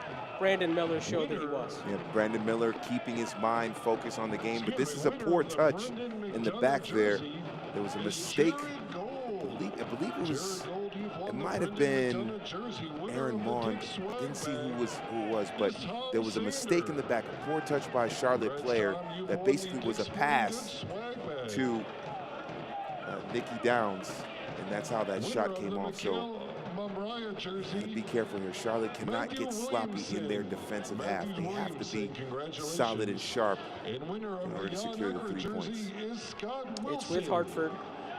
Congratulations, Ford was put under some pressure on the far side by Sabella. Please report to the guest relations table located trying to push it forward. To claim your prize. Sally gets beaten on that far side. Gold, Tom Sander, two defenders passed up there. Wilson, 4 to aim at in the penalty area for Hartford. Barrera assessing his options, and it goes, and it's headed out of the penalty area. That was Schwartz on that right side there, who did magnificently to keep the ball in, and then gets into the area, but he doesn't get the ball quickly enough. He's asking for it unmarked in the area. Barrera took too long holding the ball. Can get a good pass to Schwartz. Lee looking for Dalgar. It went just past him, and it's headed out for a corner kick. So a chance for a Chick-fil-A corner on the far side for Hartford. Coming down about 20 minutes to play. Charlotte opened the scoring on a brilliant volleyed goal by Alex Martinez, just inside the hour mark. Hartford now looking for a response.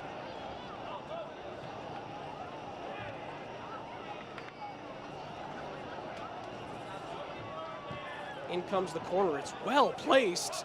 Headed away. It almost fell for Nicky Downs. Hartford corner kick was Can Charlotte counter here on that far side? Valentin Sabella looking for some help. Centering pass for Jackson. Goal scorer Alex Martinez goes for it again, and it's blocked. Out of play, and it's another Chick-fil-A corner on that far side. Alex Davey blocked it for Hartford defensively. And Martinez, he had Enzo Martinez overlapping on the right there. But when you score a goal like the first one, you're feeling very confident. Goes for another opportunity. Just couldn't. The shot got deflected. Still, you see Charlotte there breaking out quickly on that counterattack. That might be the best way to get a second goal here, because Hartford is going to be pushing numbers forward, trying to get the equalizer. Leave them vulnerable, leave a lot of space open for them in the back. Corner to be whipped in from that far side, although there is a player nearby in case they want to play this short. Sabella is right there near it. In it comes. Jackson cleared off the line by DeWitt. Out for a volley, and Mansally was blocked. Another chance, and it's cleared away. Angulo back defending there for Hartford on that second try. Back into the box again. The header is wide. A lovely ball back into the penalty area. And the header just not on target. More pressure from Charlotte. Lee being pressured from behind and a foul. What a great opportunity here for Charlotte. First on the short corner to the near post where Jackson got a touch onto it. And then that's Hugh Roberts there. Does well to get inside of the defender there. Got inside, had the position on Elliott Horde, and he just could not keep the header down. Tough break there for Charlotte to get a second goal. Final home game for Charlotte is Saturday, October 19th against Ottawa Fury FC, and there's still great seats available. Purchase your tickets now at www.charlotteindependence.com. And with more goals like Alex Martinez on top of that, please. Yeah. You get more goals like that, ticket sales will definitely go up. Yes. Worth the price of admission alone, that goal from Alex Martinez. Here he is again for Charlotte. George, dangerous pass. Barrera was threatening there. Bocanegra. Sabella has some space on that far side, but his touch eludes him. And yes, it did deflect off of him. DeVitt did well there defensively, and it's a Hartford throw. Well, George, Hartford's running out of time. What do you think they need to do to try to get an equalizer? Well, they have to take a risk. Yeah. They have to take a risk, and that means that they're going to have to put more bodies forward. Those two center backs might be left alone at the top of the circle there when Hartford get possession, because they want to push numbers forward, and that could leave them vulnerable in the back there. So I mean, they're just going to have to bomb bodies forward. Obviously, Jimmy Nielsen will make some attack-minded substitutions as well. Season member today and be the first to pick your seats in the soon-to-be renovated historical American Legion Memorial Stadium. Head to the guest relations center right now for more info. Chance for Charlotte. Down he goes. Oh. It's a penalty. Sabella driving towards the line wins a penalty kick for Charlotte. And they will get a chance to possibly put this game to bed. Well, it's been coming. Yes, it sure has. And you're talking about the left side of the Charlotte attack with Sabella, the right side of the Hartford defense. Elliott Horde, on a number of occasions, has been either caught too high up in attack or he's pinched in too much in the middle, and that's given a lot of space there, and Sabella beats him one-on-one. Elliott Horde has struggled defensively in this second half, and they finally take advantage of it. We'll see if Enzo can finish the penalty. He's come close tonight. This time he scores.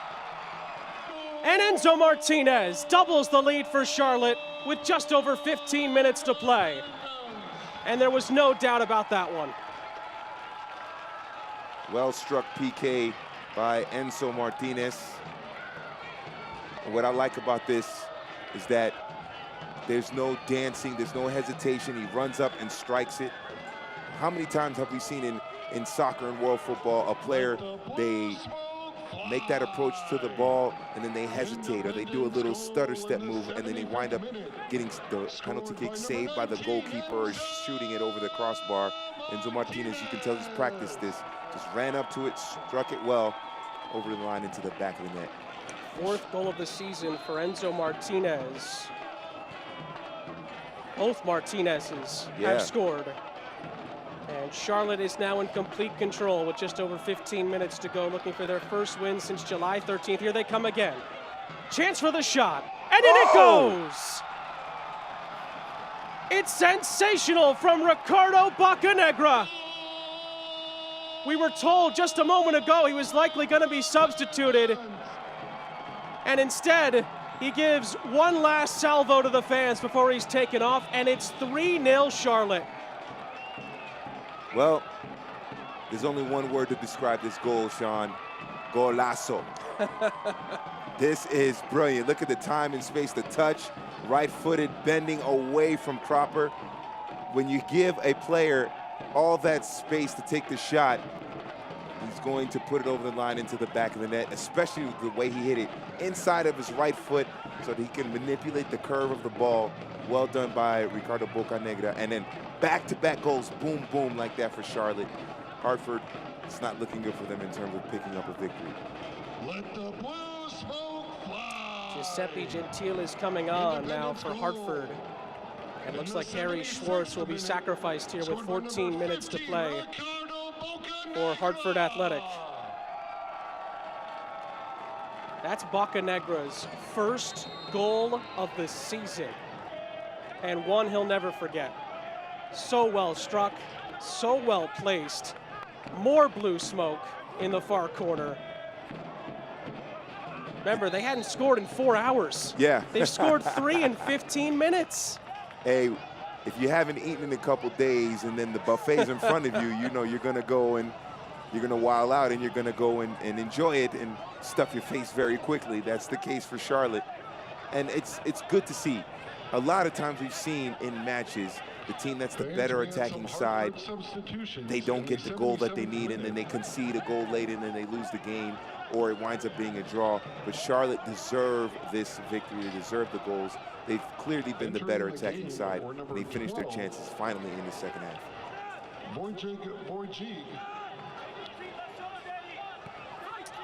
Jose Angulo was also substituted out in the end there for Hartford. Number 9, Jose Angulo. Is Wojciech, who has come on for Hartford.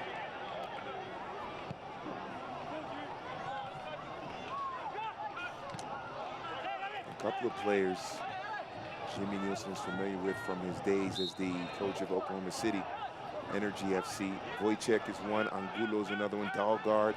So building this new team, he wants some familiar faces that are familiar, that know his system and how he wants to play. And Hugh Dixon, who started last week as well, so a little bit of energy, OKC energy flavor on this Hartford Athletic team. Coach Mike Jeffries earlier this week told me that this is why he was hoping they'd score the first. He thought that if they got the one, the crowd would get behind them and it could lead to more. It's gone exactly according to his script over these last 15 minutes. In behind again, Enzo Martinez, he was offside. And Cropper comes up to get it. Well, Cody Cropper has nothing to feel ashamed about. He's been beaten by 3 sensational goals. Absolutely. The first one by Martinez, the volley on the far post where he was unmarked. Penalties, you never can fault the goalkeeper for giving up a penalty, obviously. And then that third from Bocanegra. And look, Bocanegra was unmarked. There was not a Charlotte player in front of him, closing him down, forcing him to take the shot quickly. He had plenty of time and space to pick out what he wanted to do and decide where he wanted to go with the ball, so you can't blame Cropper for that. It's the defense in front of him that has let him down. Mond is down. Number 10, Jorge Herrera, was up near midfield by the substitution area for Charlotte as well. This happened off the ball, so we hope Aaron Mond is okay. And there's going to be a bit of a stoppage to attend to him. Well, if you left at halftime and you're just coming back, boy, you just missed an incredible 15-minute flurry from Charlotte Independence. It was 0-0 heading into the 60th minute. And then goals from Enzo Martinez, before that Alex Martinez, and then Ricardo Bocanegra as well. 3-0 Charlotte, closing in on their first win since July 13th. That was a 2-1 win over St. Louis. And they'd only scored 3 goals in their last 6 games. And in that span, they'd been outscored 14-3. Yep. They got 3 on the night inside of a 15-minute period. Hartford still fighting. A free kick will go against them on the far side. And Sean, we were talking about this in the pregame, and even off there, we were like, okay, Charlotte struggling to score goals, second fewest in the Eastern Conference. Hartford give up the most goals in the Eastern Conference. What's going to give? And it looks like the worst defense, or the team that's given up the most goals, that's what's given, and Charlotte taking advantage of it. You see there, Jorge Herrera is on tap to come on as the referee is looking for a substitution from the side. Independent substitution in the 81st minute. Nicky Jackson is going to be the player coming off for Charlotte.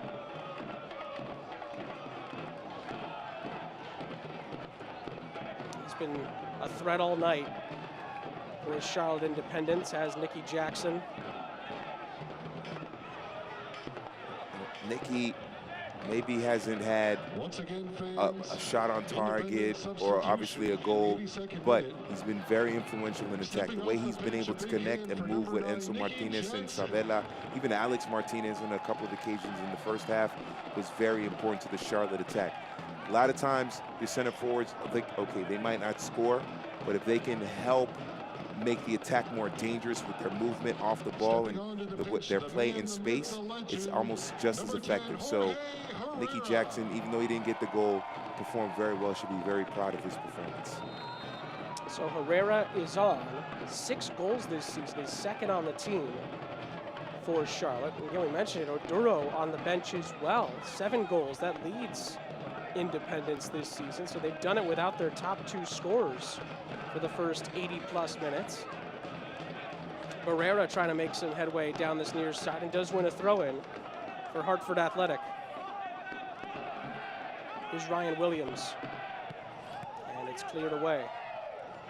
Now for Charlotte, they have the 3-0 advantage. You figure they have the 3 points wrapped up, barring some kind of crazy Liverpool-Barcelona miracle here. Ajax Tottenham. Yeah, Ajax Tottenham miracle here. They got the 3 points locked up for now. So now for Charlotte, it's getting that clean sheet, keeping the shutout going here, knowing that defensively they can keep a team to 0 goals. So that's the strategy, the thinking here for the last, 8 minutes or so. Sabella is slow to get up on the far side corner. He's been another bright spot this evening for Charlotte, no question about that. Also, of course, drew the penalty that Enzo Martinez was able to slot home for the second of the 3 goals. What I've liked about Sabella in this game is the fact that down that left side, he's timed his runs very well. And he's timed his run so that he finds himself in a lot of space without a defender around him. And a lot of times, when they don't time your runs properly, you're offside, you kill an attack for your team. But he's timed his run very well, found the space, stayed onside, and created those chances for his teammates. So he's performed very well also. For what Charlotte has been through these last 10 games, George. Yeah. Talked to Mike Jeffries earlier in the week about this game. What does it say about this team that they've been able to put together this kind of a performance this late in the season? Well, I think psychologically and mentally they're very strong. The turf monster getting. Player goes down there for Hartford. It was Ryan Williams who stumbled there. That's what my character on FIFA would do. Trip all over the pitch. But to the point. Looks like Sabella, real quick, is going to be sacrificed here, and we will see the leading goal scorer for Charlotte, Dominic Oduro, and rightfully so. Valentin Sabella gets a good hand from the crowd. Yeah, as I mentioned before, his timing on those counterattacking runs in the space was excellent. That's what I liked about what he did in this game tonight. And for Charlotte, psychologically strong. They put the Swope Park loss behind them. They didn't get frustrated when things weren't going to where in attack in the first half. They kept at it. They knew that Hartford's defense was vulnerable, and they finally got the goal that they needed. They basically turned that scoreline around. They lost 3-0 to Swope Park last time out. Now they're up 3-0 here against Hartford Athletic. Remember, it was 1-1 when the 2 teams met back in Week 8 earlier this season. That was a really nip and tuck game. We talked about it at the top. 2 goals very early on in the first 15 minutes, 1 apiece. And it took a while for both sides. And Charlotte, after they got the first, the floodgates opened up, and now they have 3. Dalgard trying to feed it in behind. Offside, though, is the call. Thank you for coming out to just went a little too early there for Hartford. Charlotte should be very proud of their performance. They really were the better side in this match from the opening whistle to the end. Yeah, Hartford had a couple of chances. That's true, especially the one that Angulo missed in the first half where he got in, was able to body Hugh Roberts off the ball and get that shot off the post. That was really the only dangerous attacking opportunity for Hartford throughout the match. Charlotte has been the better side in this match, and they deserve the 3 points. And it's good to see that they got that lead with the goal by Martinez, Alex Martinez. Were able to build off that, have their confidence build, their mind secure, knowing that they can hold on to a lead and then build on it, get a second goal and a third goal. Man, Sally. Charlotte are looking for more. Martinez almost had it fed into him by Herrera, and it's out for a Charlotte throw on the far side. How about Dominic Oduro on the left side there on the end of the sideline, keeping it in with a smooth little back heel there, perfectly weighted in the space for Mansali. And then Herrera had a chance to turn. He should have turned. He tried to back heel to Enzo. But if he turns, he's going to get right into the penalty area and have a chance to go one-on-one with Cropper or lay it back off to Enzo Martinez. And then Martinez has a great shot on target as well. You could see that with Charlotte, the potential is there to play attractive, attacking soccer. It's just the consistency has been lacking for them all season, but they have the talent to do it. Has shown in previous seasons, 10 wins last year, 13 the 2 previous seasons before that. This is certainly a team with a history of being in the playoff hunt. That's floated towards goal, went for the spectacular Oduro, but it's out for a goal kick. Didn't want to waste too much time after coming on. And Enzo Martinez looked like he was open as well. Herrera was in the area as well. But a lot of times what happens, you're up 3-0, you see your teammates scoring, and saying, and especially this, with the long goal-scoring drought that they had coming into this game, like, I want to score too. And so you try to go for the spectacular. Hartford controlling it at the back. Hartford had a lot of set-piece opportunities throughout this one, just never were able to really have that big opportunity to find the back of the net.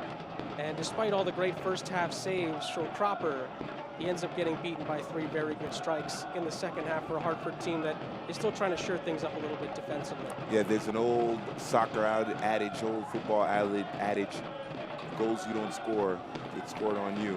And that was the case with Hartford. They had a couple of chances, as you mentioned, on set pieces, but they couldn't put them away. They couldn't finish them.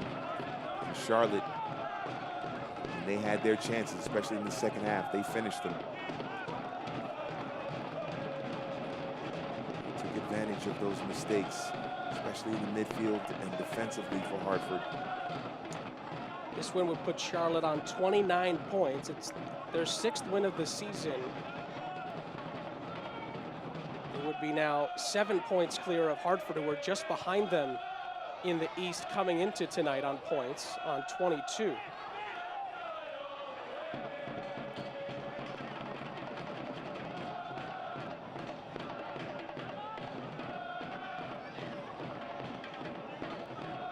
Or rather 30 seconds left of the 90. Martinez floats it into Enzo Martinez, the 2 goal scorers trying to link up again. Here's Alex Martinez. Challenge is clean, says the center referee. Here come Hartford. Ryan Williams making an important tackle because Alex Martinez, if he looks up, he sees Herrera bursting into the box there. Algar was trying to feed that forward, and it's a free kick for Hartford Athletic. As you see there on your screen, we are into 5 minutes of stoppage time. Tonight's stoppage time is brought to you by Jack's House. Another look at that last sequence of play that led to the foul. I think Mond is going to get a yellow card for that. That was definitely a yellow card. It looked to me like Tori Pencil went into her pocket to get the yellow card out. That looked like a yellow card offense there by Aaron Mond. So we are about 40 seconds into the 5 minimum added on. In it goes from Williams. Looked dangerous, but then it ends up floating harmlessly out for a goal kick.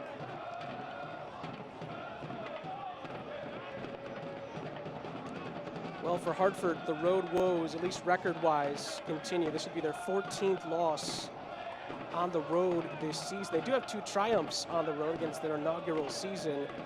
But like we said, a lot of bright spots in the first half, especially defensively, and certainly a lot for them to work on and grow on as well. Yeah, this is obviously in their first season, they would have liked to have done better, obviously. But they have a lot of bright spots. Look, Angulo had a great chance. Yeah. Pereira was pretty impressive, his ability to kind of move and figure out some space in the attack there. You have veteran players like a Dahlgaard and a Ryan Williams. So they have a lot to look forward to. DeVitt is another solid defensive player in the center back position. And look, you have Cropper, who's a supreme shot stopper. He proved in this game that he's an excellent shot stopper. So they have a playoff team in the next year or two. They could be a playoff team, Hartford. Out it goes for a throw-in on this near side for Hartford Athletic. And really in the grand scheme of this game, it really just was those 15 minutes. Yeah. Where Charlotte took over the game. Other than that, Hartford really have done the job for the most part. Like you said, just didn't take their chances. And when you do that 9 times out of 10, you will be paid for that. And Charlotte made them pay in the end. 3 goals in 15 minutes. Those mistakes, Martinez, first of all, on the first goal. Into the box it goes. Enzo Martinez out wide. Oduro, Herrera, Martinez, Enzo Martinez! Oh. He's done it again! 2 goals for Enzo Martinez. And it's the cherry on top of the sundae for Charlotte Independence. 4-0 with 2 minutes to play. And once again, just slack defending by Hartford. Look at that. What a brilliant goal. First of all, the little hesitation and the footwork. Look at the technique, how he strikes it. And with the Hartford defense going to his right, he sees that and decides to shoot it to the left, to the opposite post. Great, great play there. Good presence, field presence, pitch presence there by Enzo Martinez. These fans have been treated to something they haven't seen in a while. 4 goals on the night. Up to 5 on the season now for Enzo Martinez. His 2nd goal of the night. And starting to wonder which goal was the best goal. Yep. June 15th against Birmingham was the last time that Charlotte scored 4 goals in a game. People were just getting settled into the summertime last time that happened.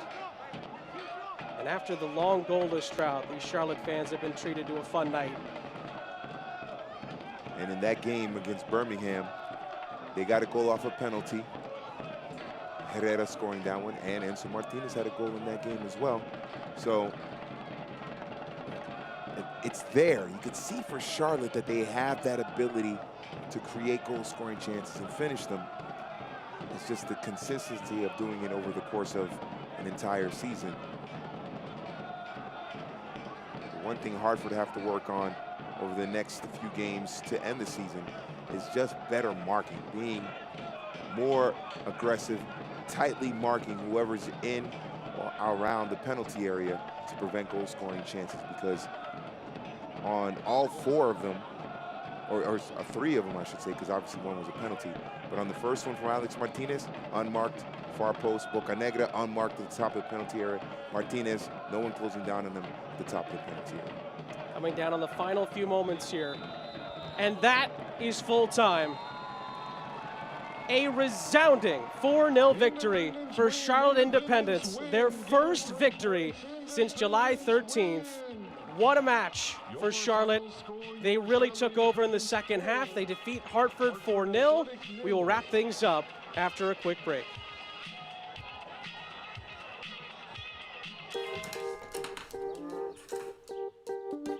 Thanks. It's like a smart thing. What's the weather? Sunny. Perfect chicken eating weather. How'd you get in here? It's time for chicken. What's the traffic like? Rerouting you to chicken. Okay. Hey, Calzo, order pizza. Ordering chicken. No, pizza. Chicken. Okay, chicken it is. Chick-fil-A nuggets make dinner delightful. Now that's smart. These are the hands of Novant Health. The hands saving lives. Taking control when it matters most.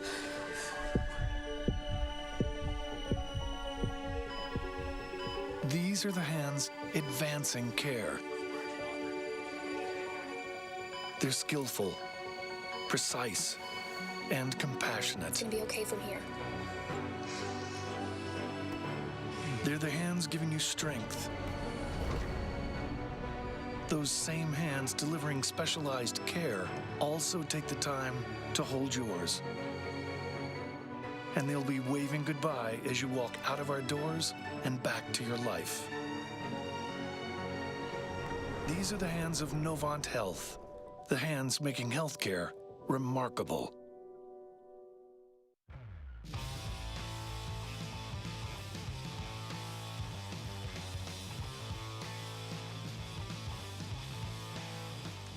Sean St. Jacques, George Martinez back here with you, wrapping things up.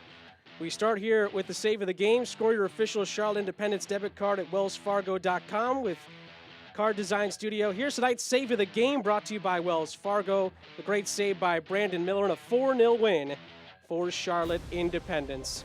They were desperate for it. They hadn't won since July 13th. The streak comes to an end tonight for Charlotte Independence. A resounding victory. They win it over Hartford Athletic by 4-0. For George Martinez and our entire crew, I'm Sean St. Jacques saying so long from Charlotte. Enjoy the rest of your night. You've been watching the USL Championship on ESPN+.